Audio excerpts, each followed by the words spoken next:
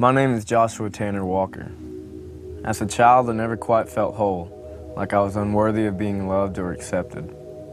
When I was 12, I found drugs and alcohol and saw that it numbed those feelings of fear and insecurity and found temporary release from them. I based my personal well-being on how I thought others viewed me. I never saw myself throw my values out the window, but I did. Shortly after my daughter was born, 4 months, 2003, I had held up a store at gunpoint in need of, or to get drugs, to get money for drugs. And I was, after a series of events before that, I was picked up for armed robbery. I spent a few months in jail before getting a bond reduction and being placed on house arrest. And a part of that stipulation was that to serve prison time and then be released on parole and paper, so to speak. And within 8 months, I had relapsed pretty quickly. I was reunited with my daughter, and I was trying to be clean, but I didn't know how. Within 8 months, I was back in prison on a violation for failing drug tests several times in succession. So I had to serve another technical and go back to prison.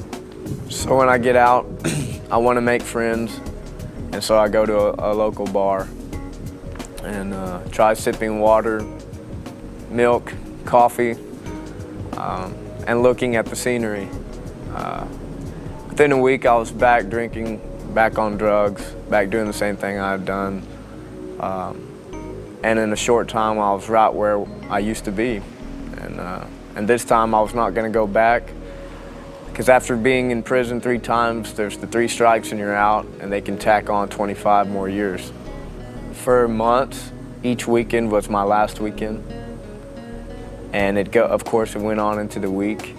And it got to the point where I couldn't even get high anymore. I couldn't even do that right because I was shaking, I was missing. I have scars from abscesses that were down to the bone on my hands and everything. And it took overdosing 3 or 4 times in one night, every night for 5 days, to where I realized that I am dying.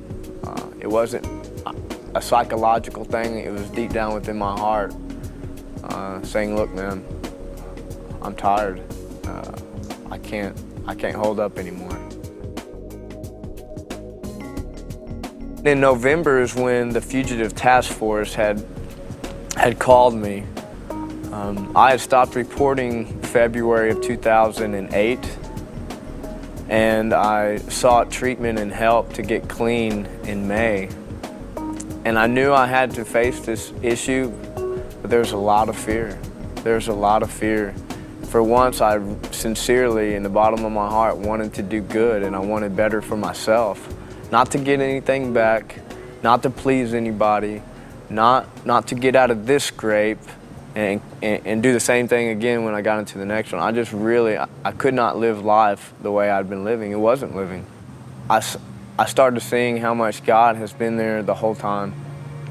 I knew that the things that had happened in the 7 months or the 10 months before trial were things that I could never get for myself. I could never produce for myself. And I had to remind myself that I put myself in God's hands and that He had led me to Community of Faith that December for a reason.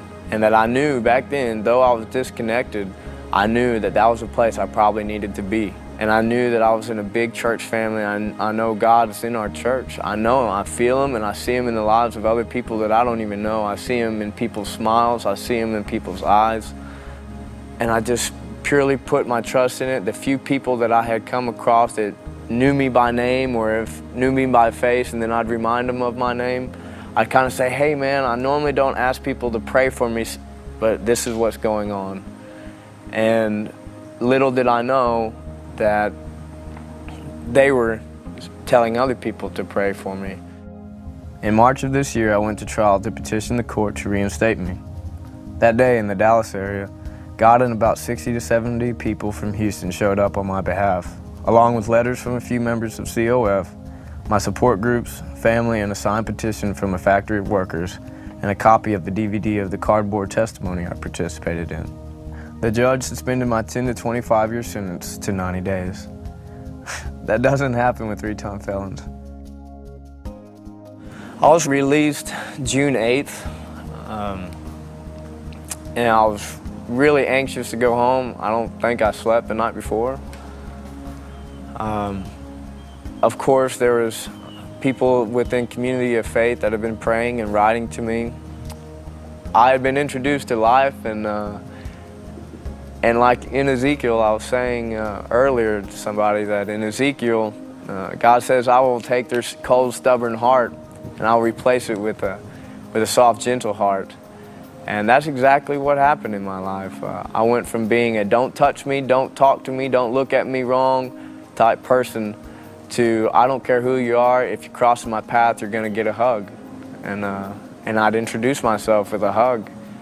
And when I went to prison, I knew real quick. I said, you never fully understand how great a hug can be until you get put into a situation where there's no hugging going on. And so when I got back, that gift was returned to me, and everybody rushed to give me a hug. I'm not the person that I used to be. And after coming back in August to Community of Faith, and I took that step where I was baptized, I knew that I couldn't look back. You know, I just didn't. It's not out of shame or guilt or embarrassment. It was just that's not who I am anymore. I knew it.